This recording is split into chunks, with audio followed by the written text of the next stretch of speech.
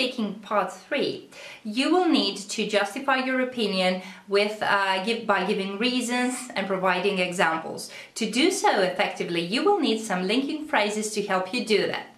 Hey everyone, this is Dori, I'm a teacher of English, and today I'm going to show you some linking phrases you can use in your IELTS Speaking Part 3 to help you get going. These linking phrases will help you structure your answers, so let's check them out. Okay, so here are some phrases you can use to start a sentence when you want to state an opinion about something. So you can easily start by saying, in my opinion, or in my view, the simplest ones, or I believe, or I firmly believe, for emphasis if you really believe something.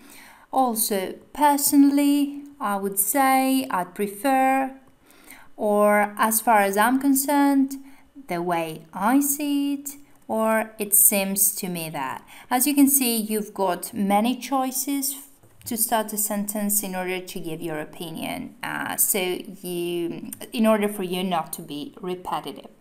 Alright, and let's just see some other useful phrases you can use in order to give an example about something.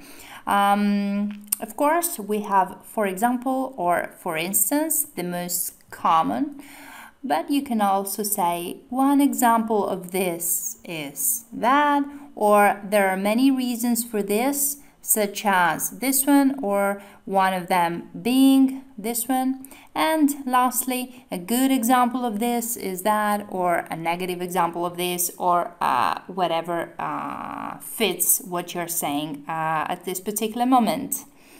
Okay, practice using those phrases in your speech in Part 3. And good luck! Okay, that's it for today. I really do hope it helped you.